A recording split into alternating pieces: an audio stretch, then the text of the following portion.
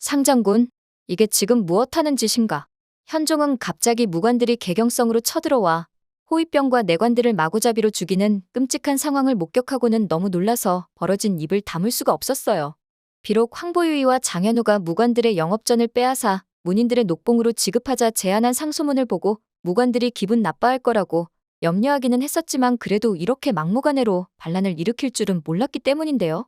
당장 개경성을 재건하는데 재정이 낭비되어 고려의 재정 상태가 악화일로를 걷기는 했지만 일단 이 고비를 넘기고 난 후에는 무관들에게 빼앗았던 영업전도 돌려주고 더 후하게 대접하여 그들의 섭섭함을 달래면 된다고 긍정적으로 생각하고 있었기 때문에 김웅과 최질의 반란은 현종 입장에서는 상당한 충격으로 다가올 수밖에 없었습니다.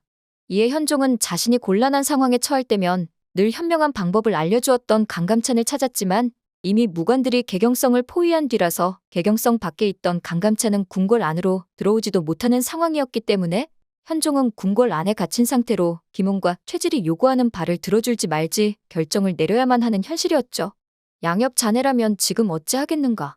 이에 현종은 늘 자신과 함께하는 내관 양엽의 의견을 물었고 양엽은 폐하, 일단은 김웅과 최질이 요구하는 바를 모두 들어주시는 게 나을 것 같습니다. 라며 현종이 용단을 내리기를 재촉하였는데요.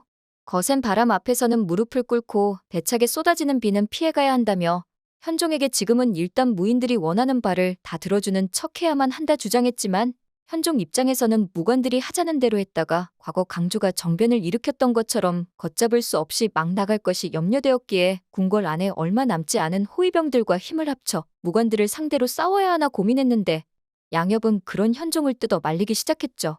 성상폐하? 과거 제가 모시던 목종 황제께서 강조에 의해 시해를 당하였을 때 이 사실을 뒤늦게 알게 된 성상폐하께서는 눈물을 흘리며 괴로워하셨던 걸 기억하십니까? 그때 폐하께서는 당장 강조를 불러와 목종 황제 시의 사건을 따지고자 하셨지만 다행히도 그 일을 모른 척하고 일단 넘기셨기 때문에 지금 이렇게 굳건히 황제의 자리를 지키고 계십니다. 그러니 부디 다음 기회를 노리시며 일단 저 괘씸한 무인들을 모른 척 하시옵소서. 과거 현종이 아무것도 모른 채 궁궐로 들어와 궁궐 내부의 사정에 관해 양엽에게 물었을 때 솔직하게 모든 일들을 현종에게 말해준 후 그럼에도 불구하고 참아야 한다 조언했던 양엽의 모습을 떠올린 현종은 이번에도 그때와 비슷한 조언을 건네는 양엽의 의견을 묵살하기가 어려웠어요. 양엽은 일개 내관에 불과하였지만 성격이 온순하면서도 매우 지혜로워서 전전승지를 역임하는 자로 전전승지랑 고려 시대 왕명의 전달과 문방구 관리, 권례 강문의 출입 등을 통제하며 궁중의 열쇠 등을 맡아보던 관청인 액정국의 정구품 직사원으로서 양엽은 그들 중에도 황제를 옆에서 보필하는 중차대한 임무를 맡고 있었잖아요. 무엇보다 시류의 흐름을 보는 눈이 탁월하여 강조가 정변을 일으켰을 당시에 김치향의 집에서 목종을 시종했음에도 불구하고 강조에게 죽임을 당하지 않을 수 있었고 지금까지 목숨을 잃지 않고 살아남아 현종까지 모실 수 있게 되었지요. 이에 현종은 양엽이 일개 내관에 불과하지만 실질적으로 자신보다 이런 경험이 더 많은 사람이고 일전에도 양엽의 말을 들었다가 목숨을 보존하는 일이 있었기 때문에 이번에도 그의 의견을 따르기로 했습니다. 알겠소. 내 무관들이 요구하는 바를 다 들어주겠다 일단 말하도록 하겠소. 다만 나는 이대로 그들을 용인하지는 않겠소. 조만간 반드시 무관들이 내 앞에서 무릎 꿇으며 사죄하는 날이 오도록 할 것이오. 결국 이날 반란을 일으킨 무인들은 이날 이후부터 무신으로서 상참을 역임하는 자는 모두 문신을 겸임하게 되었으며 어사대와 삼사를 금오대와 도정서로 개편하였고 황보유이와 장현우를 귀양 보내는 데 성공하였죠. 자신들이 원하는 바를 모두 달성한 김웅과 최질은 기분이 좋아져 돌아갔고 그날 밤 현종은 잠을 못 이루며 오늘의 서욕을 극복할 방법을 찾기 시작했습니다. 그러자 이를 보던 양엽이 말하기를 성상폐하? 절대 서두르시면 난이 되옵니다. 과거 강조 장군을 암살하려 폐하의 침전으로 유인하였지만 허술한 배치로 모든 계획이 들통나 폐하께서 목숨을 잃을 뻔한 적이 있지 않습니까? 강조 장군은 정변의 목표라도 있던 자이지만 김웅과 최질은 그러한 것도 없는 자들로서 만약 섣불리 움직였다가 들통이 나면 무슨 짓을 벌일지 모르는 소인배들이옵니다.